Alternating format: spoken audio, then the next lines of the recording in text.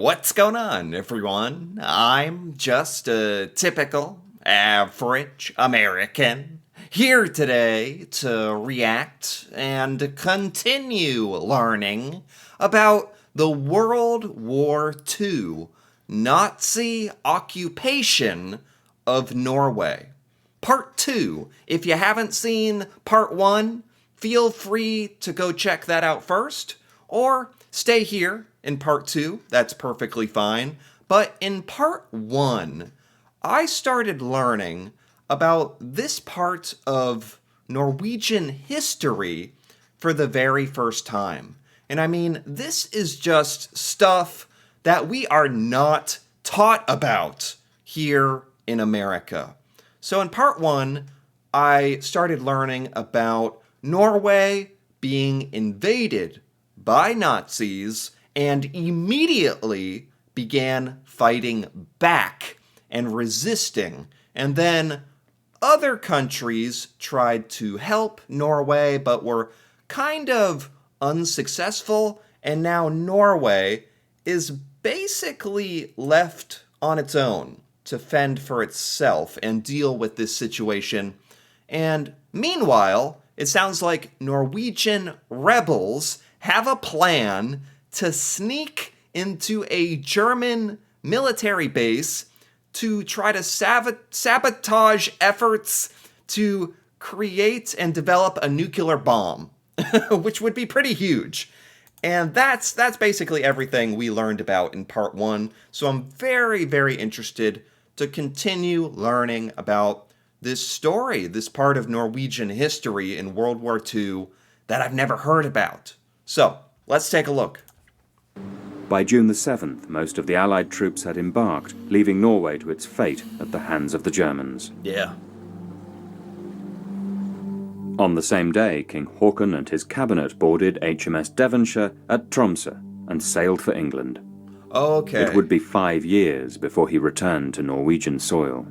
So the King of Norway, the Norwegian government, basically got on a boat and escaped this whole situation. They went to England, actually. Wow, I mean, the situation was so dire that the Norwegian leaders had to literally flee their own country, which I'm sure they did not want to do. But if it's life and death, that's insane. That's crazy. 3 days later, Norway capitulated. Oh.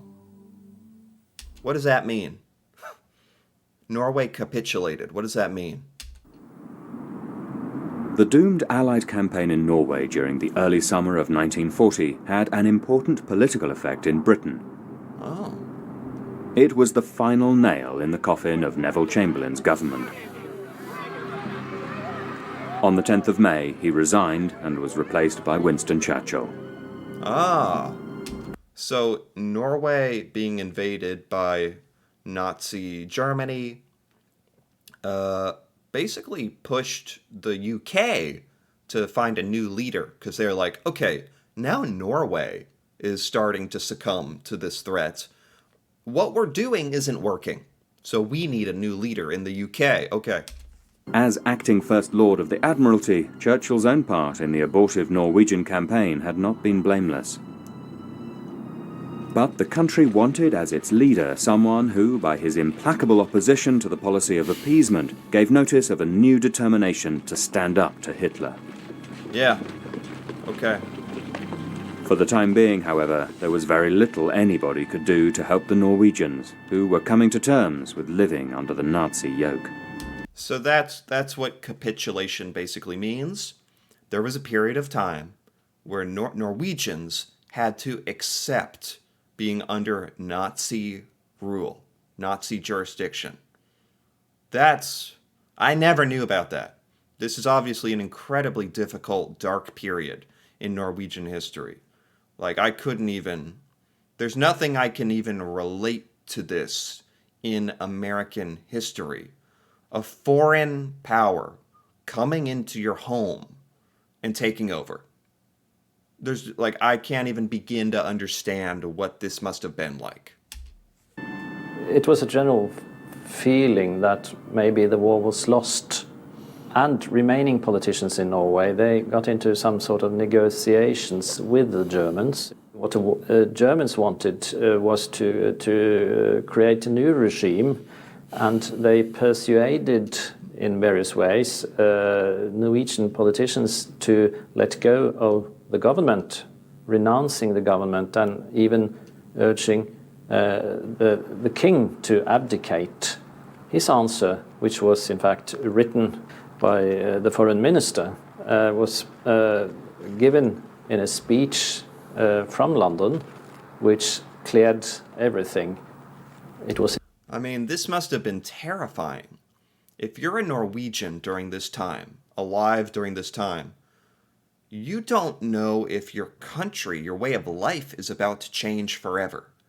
If your government is about to be torn down and a new one put up by a foreign country. But they're talking about the King Haakon's response to all of this. Okay. It's a resounding no to abdication, and making it very clear that the government in exile was Norway's government. And that was a really morale booster for most Norwegians. So that was huge. That was huge. Norwegians are looking for some kind of answer, some kind of light in this darkness, and the king is like, we're not surrendering, we're not acknowledging Nazi rule. We're not acknowledging that. Norway is ruled by Norwegians, governed by Norwegians. But for a country that hadn't been engaged in war for 125 years, learning how to resist an occupying power was hard. Wow.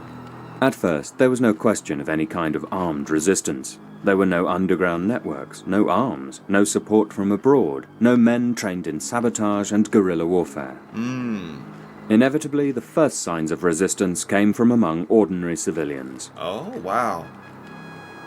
This is what I want to hear about this. The Norwegian resistance to the Nazi invasion that started from the ground up. This is something I really want to hear about. The paperclip is thought to be a Norwegian invention. Right. During the occupation, people started wearing paperclips in their jackets, almost like that. Really? As a demonstration, as a symbol, we cling together, we keep together. So it was a sign of national unity against the German and the Norwegian Nazis. That's awesome. I never heard about that. The paperclip as a symbol of resistance. That's awesome. So this was one of many such signs which can be categorized as the paperclip spirit, maybe. Yeah. This found expression in an almost universal hatred of Quisling and the Norwegian Nazi Party, the National Samling. So there was a Norwegian Nazi party, a political party. And I know Quisling is known for being like the #1 traitor in Norwegian history. In the autumn of 1940, Reichskommissar Josef Terborfen abolished all other political parties and formally installed Quisling as Prime Minister. What? Wait, what? Hold on. What? Political parties. Wait. 1940, Reichskommissar Josef Terborfen abolished all other political parties and formally installed Quisling as Prime Minister. What? They abolished all Norwegian political parties except the Nazi Party, and they said Quisling is the Prime Minister now in Norway. He was the German installed Prime Minister of Norway. Wow. I did not know about any of this. I mean, Norwegians must have hated him. Quisling does struggle to gain popular support. He was the head of a minority party, probably didn't get more than 2 or 3% of the vote prior to the war, And although he hoped to get a membership of about 100,000 during the war, he only gets a membership of 35,000. Whereas the king remains, how shall we say, the heart of Norwegian society, providing a focus, a centre of unity, I think, for the Norwegian population. He's broadcasting, of course, from Britain.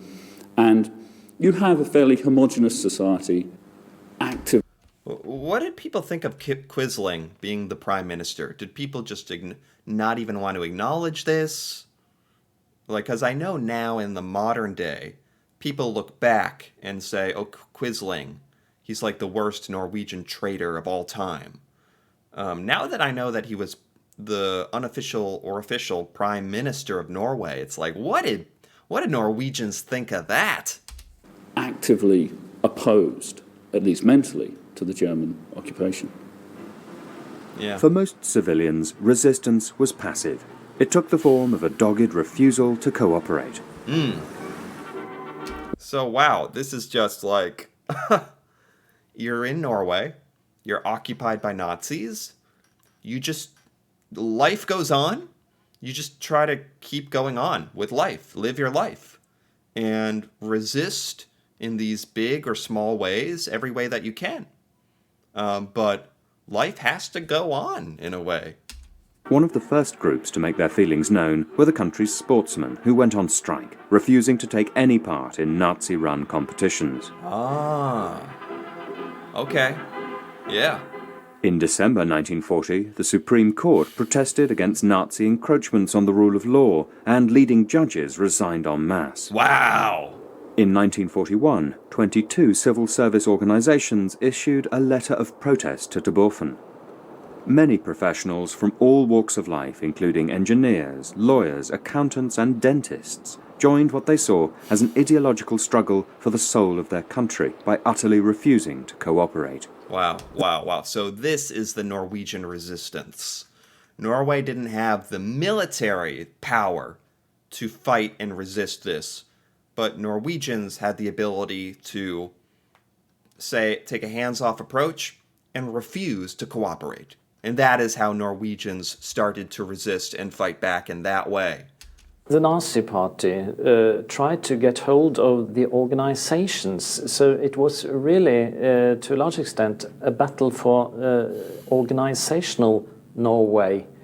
And so lots of these organizations were voluntarily disbanding themselves and went underground.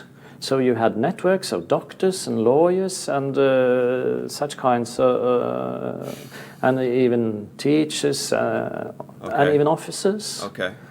So that was the first thing I think. Organizational networks. Yeah. Basically, if Nazi Germany is going to have control of Norway, they're not going to get any benefit out of it. Norwegians are like, we are not working with you. This isn't happening. You're not controlling our institutions. And they publicly resigned, went on strike, refused to cooperate, and then maybe privately, worked and ran for the benefit of Norwegians in secret, it sounds like. Early in 1941, the country's Lutheran Church issued a powerful statement condemning the new administration and rallying the populace. Oh, wow. Eventually, the struggle came to a head over the issue of a new catechism demanding obedience to the party. The bishops resigned en masse, followed by 797 of the country's 858 incumbent clergy. Wow. Many leading churchmen of various denominations were arrested and interned or banished from their parishes. Everyone's just quitting, resigning. Norwegians would rather quit than work and help the Nazis, which I totally agree with, totally understand. I think that this is amazing. The Norwegian church is empty, and they protest, believe it or not, to the Reichskommissar, Joseph Terboven, essentially the German ruler of Norway, above Quisling's head. And Terboven, always keen to embarrass Quisling, didn't like him very much, didn't really rate him or his party, actually tells Quisling to drop this. Essentially, when it came down to it, the Norwegians could get away with civil resistance on issues like this, so long as it didn't undermine overall German control or undermine production for the German economy. Yeah, well, this sounds like just the seeds of it. For some reason, the Germans controlling Norway didn't take this seriously enough, I'm guessing. But this was the beginnings of what I assume is the downfall of Nazi control of Norway, is Norwegians, everyday Norwegians, common people, resisting and refusing to cooperate. That's the beginning. In accordance with that policy, when a wave of unofficial strikes occurred in 1941, the ringleaders were arrested and shot. Oh my God. The Nazis also made persistent efforts to introduce their ideology through school textbooks and directives. In February 1942, they attempted to organize all teachers and enforce national service for all young people along the lines of the Hitler Youth. Like, they wanted to force young Norwegians to join the German army? The teachers refused to pledge loyalty to the regime, and 12,000 of the 14,000-strong profession openly protested at the youth program. Wow. 1,300 of them were arrested at random, and many were sent to concentration camps to suffer hard labor. I mean, this is the it's crazy to me that this story goes untold in America, because this is amazing. Sounds like Norwegians very much understood what could happen if they went on strike, if they resisted, refused to cooperate. I'm sure they knew they could face imprisonment or death. And yet, in mass, Norwegians refused to cooperate. Which is amazing. After 1 year, many had died, but they didn't give in. So the Germans and the Norwegian Nazis, was a few of them, they gave up to Nazified schools. They wanted the young schoolchildren to put in uniform, Nazi uniform, but they highly refused, and they did never force it on the Norwegian population. Wow. And one thing was very strange. It was about more than 300,000 housewives. They wrote a letter, and they said, "We refuse that you take our children into Nazi uniform." Wow. I mean, it's inspiring, honestly. This is an inspiring story. It's like Nazis had official control over Norway, but unofficially, they had no control over the Norwegians. Norwegians were just not having it. So it was a fine job from a very important part of the population. Yeah. Yeah. Especially when the Nazi Germans tried to force Norwegians to join the German army and basically indoctrinate the youth of Norway. There was, they said 300,000 mothers said no immediately. Just amazing. This is exactly, I think, any country that undergoes a military occupation like this is exactly how they hope they would react. Just pure uncooperation. You love to see it. Okay, we've been at this for quite a while today. I think I'm going to pause here again. It's a very long documentary, but I think this story is so important, so incredible. I'm really enjoying it. I will continue this in part 3. If you've enjoyed this so far, feel free to give this video a like or leave a comment. If you're Norwegian, if you have any insight into any of this Norwegian history, Nazi occupation of Norway, anything we've learned about here, that'd be awesome to hear about. Feel free to leave a comment. And if you're interested in more videos like this, me reacting to Norway and learning about Norwegian culture, feel free to subscribe for more. And until then, thanks for watching, and see you next time.